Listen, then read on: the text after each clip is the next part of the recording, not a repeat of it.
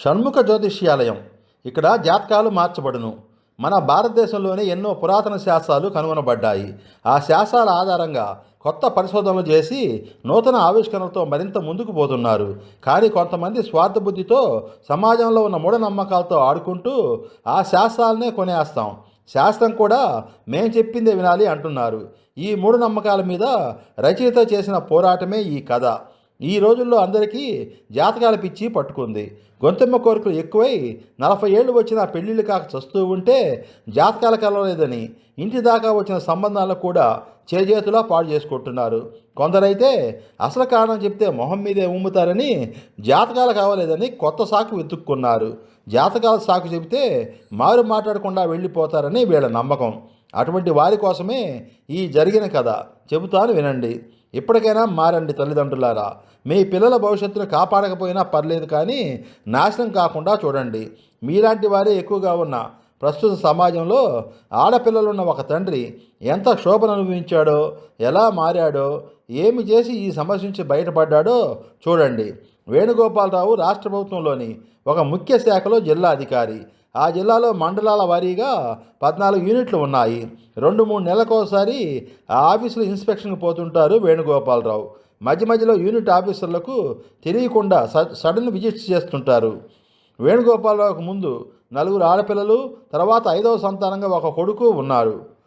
ఆ రోజుల్లో అంతమంది పిల్లలు ఎందుకంటే మగ పిల్లవాడి కోసం 4 ఆడపిల్లలను కన్నది మా ఆవిడ అంటారు ఆయన.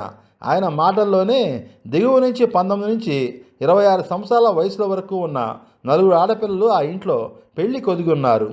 సురేష్ ఆ జిల్లాలో ఒక యూనిట్ ఆఫీసరు. ఒకరోజు వేణుగోపాలరావు ఆఫీస్కు సడన్ విజిట్కి వచ్చారు. మధ్యాహ్నం గెస్ట్ హౌస్లో లంచ్ చేసి ఇద్దరూ విశ్రాంతిగా కూర్చుని మాట్లాడుకుంటుండగా వేణుగోపాలరావు చాలా డల్గా అన్నమనస్కంగా కనిపించారు సురేష్కి. మొహం కళావిహీనంగా ఉంది. ఆయన దేనికోసమో బాధపడుతున్నట్టు అనిపించింది. తన ఆతిథ్యంలో ఏదైనా తేడా వచ్చిందా అన్న ఆలోచన కూడా కలిగింది. అదే మాట ఆయనతో అన్నాడు. దానికి ఆయన చాలా స్లోగా రియాక్ట్ అయ్యి, కూతుళ్లకు పెళ్ళిళ్ళు చేయలేకపోతున్నానయ్యా, అదే నన్ను తీవ్రంగా కలిచివేస్తుంది. సర్వీసులో ఉన్నప్పుడే పెళ్ళిళ్ళు చేయలేకపోతే రిటైర్ అయ్యాక ఇంకేం చేయగలను? 2 ఏళ్ళలో నా రిటైర్మెంట్ ఉంది. నువ్వు మన యూనిట్ ఆఫీస్ అందరిలోకి చిన్నవాడివైనా 5 ఏళ్ల సర్వీసు వాడివైనా నీకెందుకు చెబుతున్నానంటే, మా అందరికంటే తెలివైన వాడివి నువ్వు. మేమంతా కింద స్థాయి నుంచి పైకి ఎదిగిన వాళ్ళం. నువ్వు సర్వీస్ కమిషన్ ద్వారా డైరెక్ట్గా వచ్చిన వాడివి. నిన్నెప్పుడు నేను నా సబార్డినేట్గా చూడలేదు. నాకే కాక నా ముందు పనిచేసిన ఆఫీసర్లకు మంచి అభిప్రాయం ఉంది. అందువల్ల నీకు చెప్పాలనిపిస్తుంది. ఇప్పుడు నేను వచ్చింది నీ మీద సడన్ విజిట్ కాదు. ఈ దగ్గరలోనే ఒక ఊళ్ళో మా పెద్దమ్మాయికి పెళ్లి సంబంధం చూశాను. ఇక్కడికి రావడానికి నీ ఆఫీస్ విజిట్ వేసుకున్నాను. ఈ సంబంధం ఫెయిల్ అయ్యింది. అసలు నా పిల్లలకు పెళ్ళిళ్ళు చేయగలనా లేదా అన్నదే నా బాధ. దీని నివారణ మార్గం తెలియటం లేదయ్యా. దాదాపు కన్నీళ్ల పర్యంతమయ్యాడు వేణుగోపాలరావు. సురేష్కు పాపం అనిపించింది. సార్, కట్న కానుకలు ఎక్కువగా అడుగుతున్నారా అని అడిగాడు సురేష్. అదేం కాదయ్యా, అంతవరకు పోక మునిపే పెళ్ళిళ్ళు కదటం లేదు. ఎందువల్ల సార్? మీ పిల్లలు నచ్చడం లేదా? పిల్లలు నచ్చుతున్నా జాతకాలు కలవటం లేదు. ప్రతి వాళ్ళకి ఈ జాతకాల పిచ్చి పట్టుకుంది. అదే పరమ అడ్డంకిగా మారింది. ఇప్పుడు నేను చూసొచ్చిన వాళ్ళు కూడా అదే అభ్యంతరం చెప్పారు. జాతకాలు కలవటం లేదనేది మీ వైపు నుంచా లేక అటువైపు నుంచా సార్? 2 వైపుల నుంచును. నాకంతగా పట్టింపు లేకపోయినా నా భార్యకు ఈ జాతకాల పిచ్చి ఉంది. 1-2 సంబంధాలకు ఆమె అడ్డుపడింది. కాలము సైంటిఫిక్గా గ్రహాంతరాలకి స్పీడ్గా దూసుకుపోతూ ఉంటే ప్రజలు వెనక్కి నడుస్తున్నారు సార్. ఈ జాతకాల పిచ్చి ఎంతలా ముదిరిపోయిందంటే ప్రకృతి ధర్మానికి విరుద్ధంగా వేలకు వేలు పోసి సిజేరియన్ ఆపరేషన్లు చేయించి మరీ వాళ్ళకు కావలసిన ముహూర్తంలో వారు అనుకున్న లగ్నానికి కడుపులు కోయించి బిడ్డలను బయటికి పడేయిస్తున్నారు. తాము కోరుకున్న జాతకాలు నిర్ధారించుకుంటున్నారు. ఈ రకం ఆపరేషన్లు నివారించవలసిన కొందరు డాక్టర్లు కేవలం డబ్బు కోసం ముందస్తుగా సిజేరియన్లు చేస్తున్నారు. ఇది దారుణమైన విషయం సార్. ఇలాంటివి జరుగుతున్నాయని మీకు తెలుసా సార్? తెలియకేం, బాగా తెలుసు. మొన్న మా బంధువు ఒక ఆయన తన కోడలికి యాక్చువల్ డేట్ ఆఫ్ డెలివరీ జనవరి 28గా ఉంటే ఆ రోజు మంచిది కాదని పంచాంగం చూయించి మంచి ముహూర్తం నిర్ణయించి 5 రోజుల ముందుగానే జనవరి 23న మధ్యాహ్నం సరిగ్గా 1:11 సిజేరియన్ చేయించి బిడ్డను భూమి మీదకి తెప్పించారు చెప్పాడు వేణుగోపాలరావు. మరి మీ లెక్కన ఇది దైవమిచ్చిన జాతకమా? వారు డబ్బులు పోసి పొట్టకోయిచ్చి కొనుక్కున్న జాతకమా? ముందు ముందు డాక్టర్లు కొందరైనా ఇక్కడ జాతకాలు మార్చబడును అన్న బోర్డులు పెట్టుకున్న ఆశ్చర్యపోవాల్సిందేమీ లేదనుకోవాల్సి వస్తుంది సార్ అంటూ తల పక్కకు తిప్పి ఒక నిమిషం కళ్ళు మూసుకుని ఆలోచించాడు సురేష్. సార్, నాకు ఒక ఐడియా తడుతుంది సార్. మీ పిల్లల జాతకాల రిపోర్ట్లే వారి పెళ్లిళ్లకు ప్రతిబంధకాలు అవుతున్నాయి కాబట్టి మనం కూడా ఆ డాక్టర్లు మార్చినట్టు మీ అమ్మాయిల జాతకాలు మార్చేస్తే సరిపోతుంది కదా సార్ అన్నాడు సురేష్. మనం జాతకాలు మార్చినా మనకు జరిగే మేలేముంది, ఒరిగే లాభమేముంది? ఆ మార్చిన జాతకాలు కూడా వచ్చే వాళ్లకు జతపడకపోవచ్చు కదయ్యా. మీరు చెప్పింది ముమ్మాటికి వాస్తవం సార్. నేను చెప్పిన జాతకాల మార్పి అంటే పూర్తిగా జాతకాలు మార్చి రాసి లామినేషన్ చేయించో ఫ్రేమ్ కట్టించో పెట్టడం కాదు సార్. సమయానుకూలంగా వచ్చిన పెళ్లి కొడుకుల జాతకాలకు అనువుగా మార్చుకోవటం.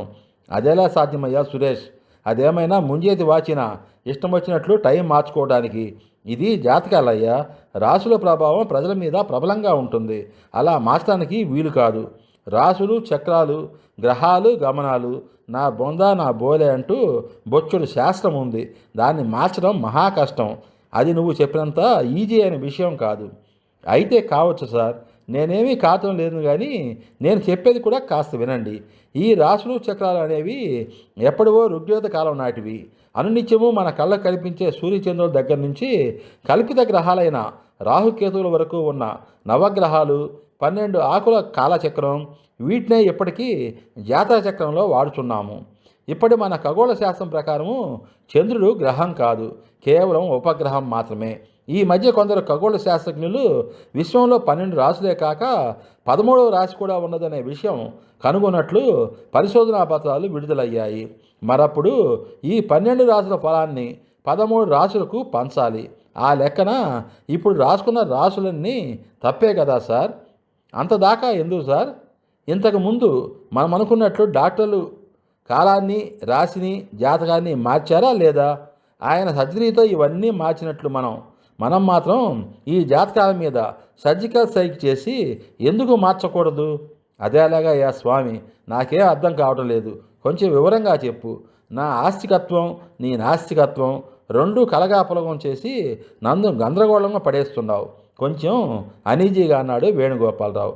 ఇందులో గందరగోళం, గజిబిజి ఏమీ లేదు సార్. మీ అమ్మాయికి ఒక పెళ్లి సంబంధం వచ్చిందనుకుందాం. అమ్మాయికి అబ్బాయి, అబ్బాయికి అమ్మాయి నచ్చారనుకుందాం. అప్పుడు ముందుగా అబ్బాయి జాతకం అడిగి తీసుకుందాం. అమ్మాయి జాతకం రేపే పంపిస్తామని నమ్మకంగా అమాయకంగా చెబుదాం. ఆ తర్వాత మనం ఆ అమ్మాయి జాతకానికి సరిపడేట్టుగా కప్పలా అతుక్కుపోయేలా మన అమ్మాయి జాతకం తయారు చేయిస్తాం. ఫైనల్. ఇంకేముంది, సంబంధం సెటిల్ అయిపోతుంది. అంతే. మీరేమంటారు? సురేష్ చెప్పిన నివారణ మార్గం తర్వాత వేణుగోపాలరావు ఏం చేశాడు? అతను చెప్పినట్లు జాతకాలు మార్చేవాళ్ళు దొరికారా?